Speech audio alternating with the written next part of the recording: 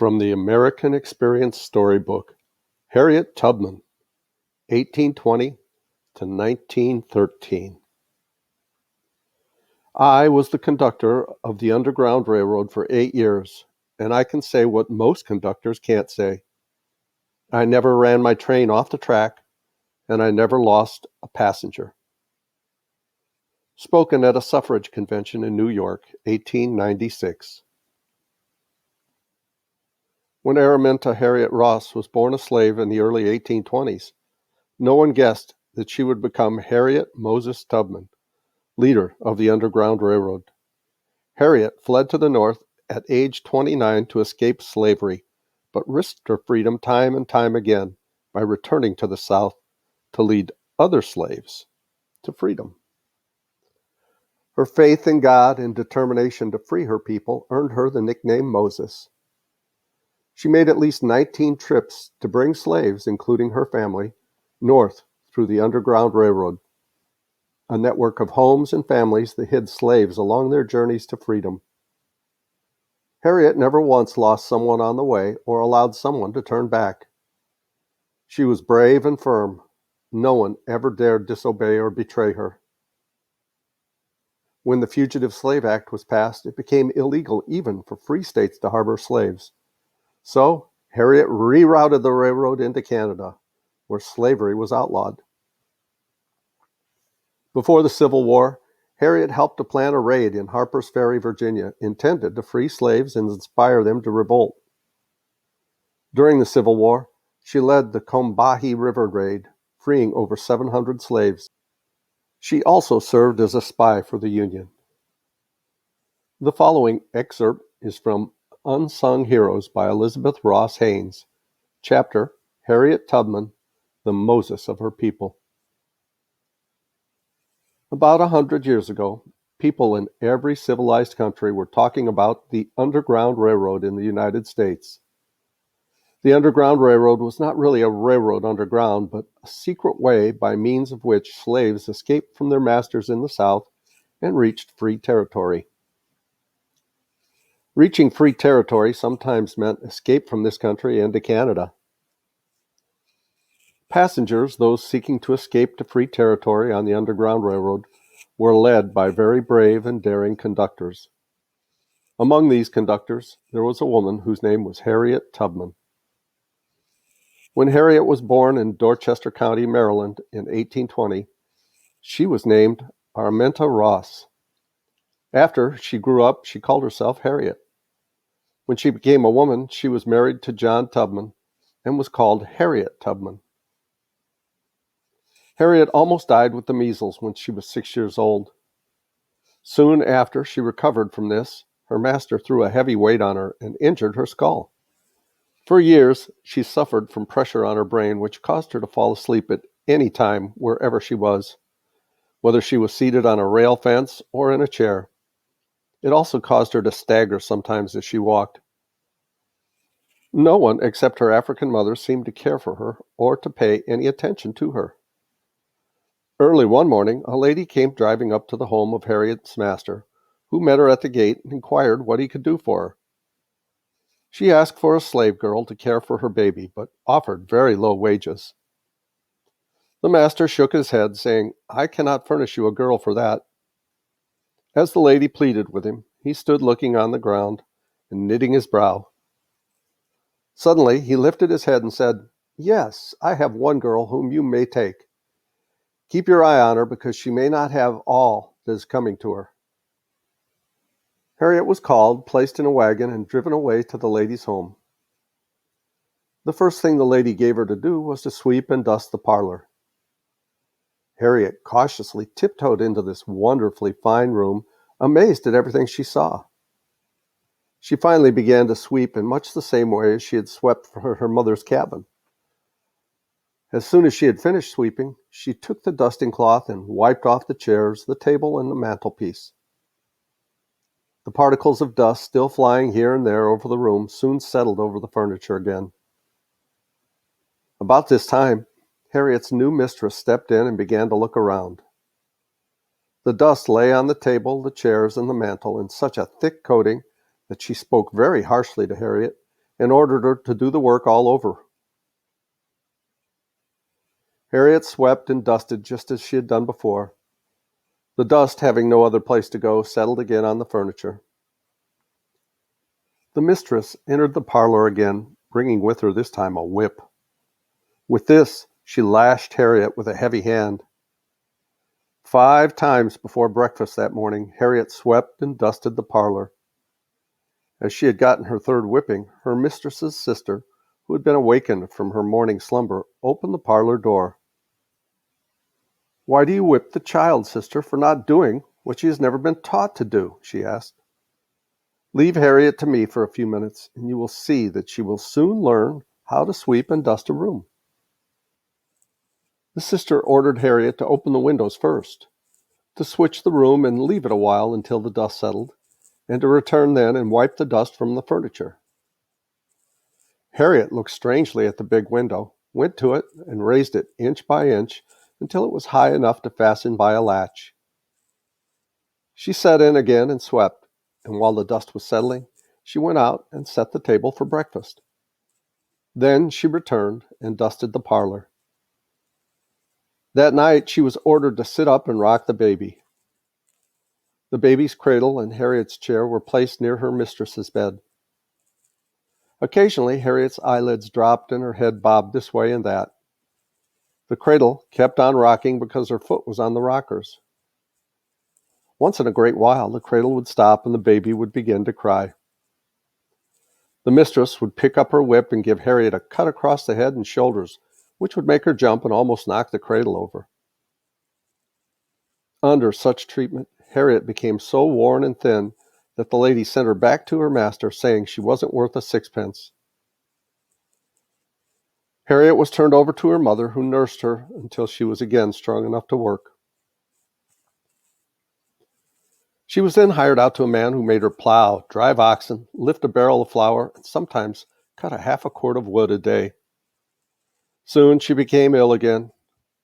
She lay on her sickbed from Christmas until March. Day after day she prayed, saying, "O Lord, convert our old master. Change that man's heart and make him a Christian." When someone told her that as soon as she was able to work, she would be sent away, she changed her prayer, saying, "Lord, if you are never going to change that man's heart, kill him, Lord, and take him out of the way so he will do no more mischief." Harriet's master finally died, but she continued ill for a long time. Even after she became stronger, she still prayed at every turn. When she went to the horse trough to wash her face and hands, she said, "Lord, wash me and make me clean."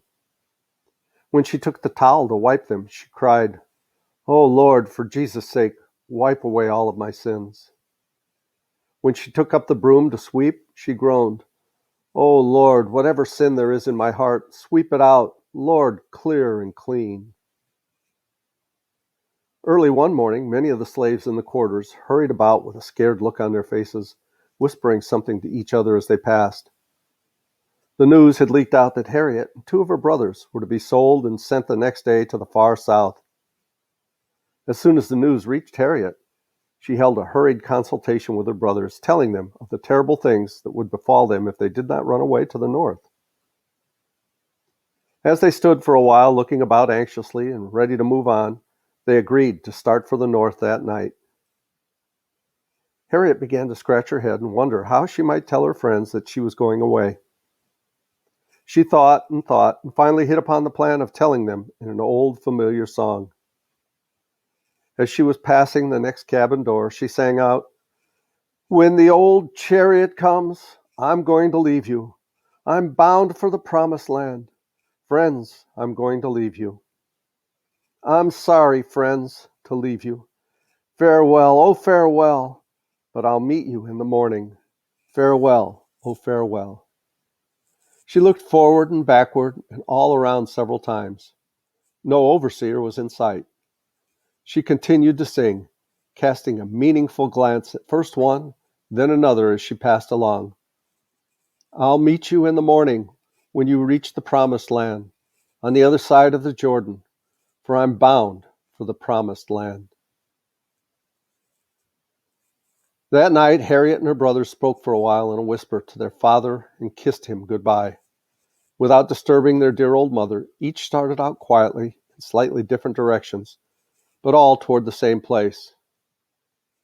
Soon the three came together. The brothers began to say to Harriet in very low tones that they were afraid that old master would send men out for them and capture them. They stood trembling with excitement.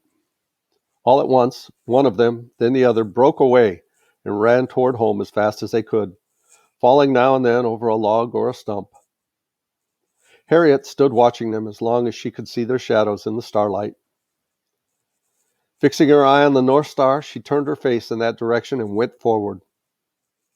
All night long she walked until the peep of day. Then she lay down in the tall grass in a swamp. She lay there all day. The next night she started out again. Night after night she traveled, occasionally stopping to beg bread. She crouched behind trees or lay concealed in a swamp during the day until she reached Philadelphia. On her arrival in Philadelphia, she stared at the people as they passed. She stood gazing at the fine houses and streets. She looked at her hands, believing that they too looked new. After finding a place to stay, she walked out among the better-looking houses and began to ask from door to door if anyone was needed for work. Finally, a woman came to the door, opened it just a little way, and peeped out as though she were afraid. As Harriet was asking for work, the lady told her to wait a moment while she ran back and pushed her frying pan further back on the stove. She appeared again at the door, questioned Harriet, and then told her to come in. Harriet walked in and stood listening to the lady's instructions about cleaning. Then she raised the windows and began to sweep. She swept and dusted and cleaned all day. She worked hard the next day and every day until payday, when she received her first money. She hid it away with great care and continued her work. The following paydays, she went to the same spot and hid away every penny of her money until she felt that she had enough to go back south.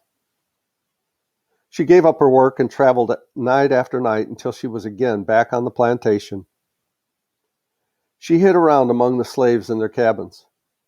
She whispered to them thrilling stories of the free country until even women with babies were getting ready to follow her back to the north. After drugging their babies with paregoric and placing them in baskets which they carried on their arms, they set out with Moses, as they called her, for the free country. They forded rivers, climbed mountains, went through the swamps, threaded the forests with their feet sore and often bleeding. They traveled during the night and kept on hiding during the day. One of the men fell by the wayside. Harriet took out her pistol, pointing it at his head, and said, "Dead men tell no tales. You go on or die."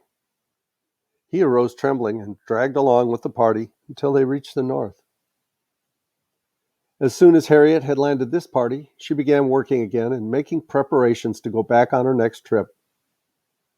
One night she went back to the plantation, secured a horse and a two-wheel cart, and drove away with her aged mother and father. After placing them on the train, she traveled in the cart night after night until she made her way through Maryland to Wilmington, Delaware, where she had sent her parents. As soon as the three of them met in Wilmington, Harriet took her parents to a well-known Underground Railroad station. This was simply the house of a Quaker friend. He gave them food and shelter and each a new pair of shoes. He furnished Harriet with money to take her parents on to Canada and kept the horse and cart for sale. Harriet and her parents went on, making their way with difficulty until they reached Canada. Harriet remained in Canada for a short time only, then slipped back among the plantation cabins in Maryland. Again and again she went back, 19 times, leading away in the darkness, in all, over 300 slaves. The slave masters of the region in Maryland, whence so many were being stolen away, after trying hard to catch Harriet, offered a reward of $40,000 for her, dead or alive. They posted such a notice in all public places. After 15 years of such adventures, Harriet bought a little home place near Auburn, New York, and settled on it with her dear old parents. Frequently responding to a knock on the door, she arose and found that someone had brought her a poor old homeless person. Without hesitating to ask many questions, She took in every one of them until she had 20 old people for whom she worked and sought support. William H. Seward, governor of New York, once said to her when she went to him for aid, "Harriet, you've worked for others for so long. If you would ever ask anything for yourself, I would gladly give it to you, but I will not help you rob yourself for others any longer." Many years after that, Governor Seward died, and a large number of persons gathered at his funeral. Many very beautiful flowers were received by his family on that sad occasion. On the day of the funeral, just before the coffin was closed, a woman as black as night stole quietly in and laid a wreath of field flowers at his feet and as quietly glided out again. Friends of the family whispered, "It's the governor's friend, Harriet." Harriet continued to work and take in homeless old people until the outbreak of the Civil War. At that time, Governor Andrew of Massachusetts sent for her. He asked if she would go south as a spy and a scout, and if need be, a hospital nurse for the Union soldiers. She stood thinking for a moment and then said that she would go. He bade her return home and be ready at a moment's notice. Harriet left his office and returned to Auburn. She went about asking friends to look out for the old people in her home while she was away. Soon after she reached home, a messenger arrived with orders for her to report immediately. She hastily grabbed a few necessary things, kissed her parents, saying goodbye to them and to the inmates of the home, and hurried away to join the company of soldiers on its way south. They traveled several days. As soon as they arrived, Harriet was ordered to act as a scout and spy for the soldiers. She took charge and led them through the jungle and the swamp. She approached the frightened slaves, often gaining valuable information from them. She stood in the battle line when the shots were falling like hail, and the bodies of the dead and wounded men were dropping like leaves in autumn. Being called upon to nurse the soldiers in the hospitals, she extracted from roots and herbs that she called a healing substance. As she went to a sick soldier and felt his burning forehead, she often poured out a spoonful of her medicine and placed it in his mouth. After a few days of such treatment, frequently a soldier smiled at her and thanked her. She often bathed the wounds of soldiers from early morning until late at night. She nursed many with smallpox. Occasionally, after a long day's toil, she went to her little cabin and made 50 pies, several pans of gingerbread, and 2 casks of root beer. One of the men went through the camp selling these things for her. Almost as soon as she obtained the money from the sale of them, she mailed it on to her old parents for the support of their home. Once, while Harriet was on this trip, she went with some gunboats up the Combahee River. The frightened slaves along the way left their work and took to the woods. Some of those who fled peeped out from behind trees at the gunboats and ran away like deer when they heard the sound of the steam whistle. One old man said, "Well, Master said the Yankees had horns and tails, but I never believed it till now." 800 of these people were taken on board the gunboats to be carried to Beaufort, South Carolina. Some of them, before going aboard, grabbed from the fire and placed on their head pails of smoking rice. Others had on their backs a bag with a pig in it, and some 2 pigs in their bags. Soon after this trip, Harriet returned to her little home place, which was about to be sold to pay off a mortgage. A friend, the daughter of a professor of Auburn Theological Seminary, hearing of Harriet's trouble, came to see her. Harriet greeted her friend as usual and invited her to sit down. She too sat down and began to tell about the war. Her friend listened for a long, long time, but finally interrupted her to ask about the home and the mortgage. Harriet, concealing nothing from her, told her the exact conditions of the mortgage. The friend suggested the idea of having her life story written as a means of getting money to pay off the mortgage. Harriet nodded her head in full agreement with what her friend was proposing and asked if she could write the story. The friend counted aloud the days before the mortgage had to be paid off and, realizing that there were not many, set herself at once to the task of writing the story of Harriet's life. Harriet sat with her friend day after day, each time telling of some incident in her life which she had not told before. The story was finally finished and published, and from the proceeds of it, the mortgage was paid off. Harriet worked hard, saying all the time that she wished to free the home of debt so that she might be able to give it to her race to be used as an old folks' home. When the property was almost free of debt and there were 20 aged women in the home, she went among them with a smile, dividing the little she had, until she was stricken with pneumonia and died. Following her death, the Harriet Tubman Club of New York City, together with the whole Empire State Federation of Negro Women's Clubs, erected to her memory a handsome monument. This monument was in the form of a shaft.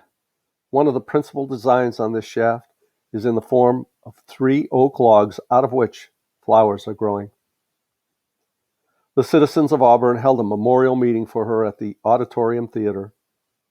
Booker T. Washington, the mayor, and the ex-mayor of Auburn were speakers of that occasion. The lower floor of the theater was filled and every box was occupied. In one box sat a group of Civil War veterans, and in another sat the leading society women of Auburn. On the stage sat the Auburn Festival Chorus and Orchestra and guests. In the presence of the audience, Harriet Tubman's grandniece unveiled a large bronze tablet, the gift of the citizens of Auburn to the memory of Harriet Tubman. In accepting this tablet, the mayor of the city said, "In recognition of Harriet Tubman's unselfish devotion to the cause of humanity, the city of Auburn accepts this tablet dedicated to her memory." The tablet was placed in the county courthouse with the following inscription: "In memory of Harriet Tubman, born a slave in Maryland about 1821, died in Auburn, New York, March 10, 1913. Called the Moses of her people during the Civil War, with rare courage she led over 300 Negroes up from slavery to freedom, and rendered invaluable service as a nurse and spy. With implicit trust in God, she braved every danger and overcame every obstacle. Withal, she possessed extraordinary foresight and judgment, so that she truthfully said, 'On my Underground Railroad, I never run my train off the track, and I never lost a passenger.'" This tablet is erected by the citizens of Auburn, 1914. Well, thank you so much for listening. Please come back for our next video. Like, subscribe down below, and leave a comment. We'd love to hear from you. I love you guys. As Tigger says, ta-ta for now.